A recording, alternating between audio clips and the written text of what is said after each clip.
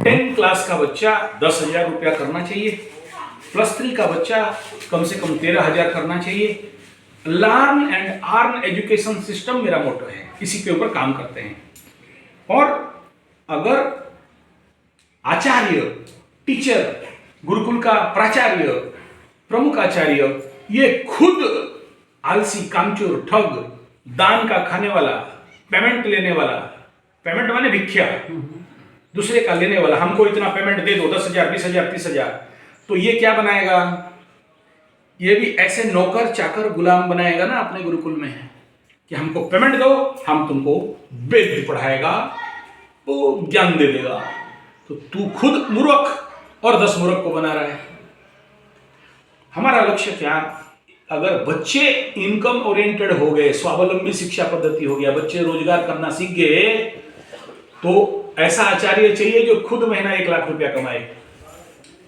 अगर वो मेहनती नहीं है, श्रीमद् भागवत गीता में कृष्ण भगवान पहला 7 अध्याय तक कर्मयोग के बारे में बोले। मैं पूछा कर्मयोग क्या करते हैं?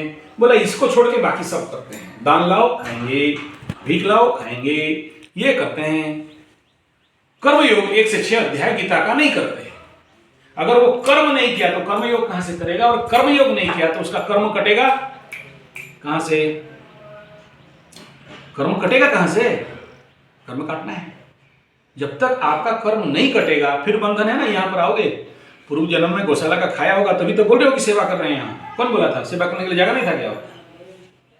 एस्ट्रोलॉजिकली एक आदमी एक जगह में क्यों फंसता है?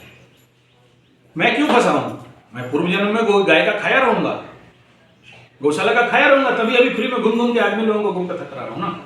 ये अलग बात है कि भारतीयता, हिंदुत्व, सनातन, वेद, उसके प्रति भाव है, रुचि है, लेकिन उससे ज्यादा समस्या क्या है कि गाय कट रहे हैं और हम देख के सहन नहीं कर पा रहे, डरते रहे ना। वहां आपका विराटनगर से यहां तक पहुंचने में रास्ता भर एक मुट्ठी ऑर्गेनिक खाना, मतलब बिना प्याज, लहसुन, मांस, मछली, अंडा का खाना नहीं मिला। जिस दुकान में जाते हैं अंडा, सुअर, मुर्गी, कुकड़ा, बकरा हम कभी खाते नहीं हैं। सूंघने से हम खा नहीं सकते, पागल हो जाएंगे। हम हिंदू,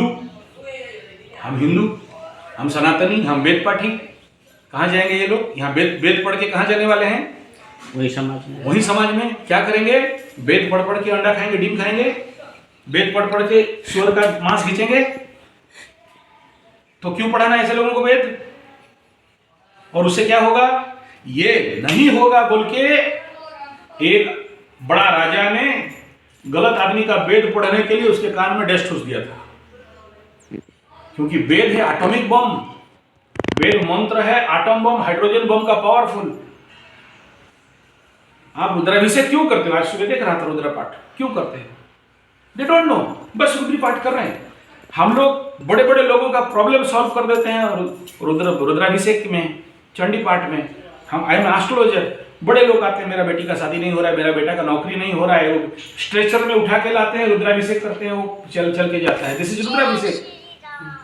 तो ऐसे एटम बम को आप किसको दे रहे हो? जो अंडा खाने वाला, मुर्गी खाने वाला, इधर बीड़ी पी के जाएगा, उधर गुरुकुल में वेद पढ़ेगा, इधर जाके 2 डिम खाएगा और अंदर जाके वेद पढ़ेगा, मांसाहारी।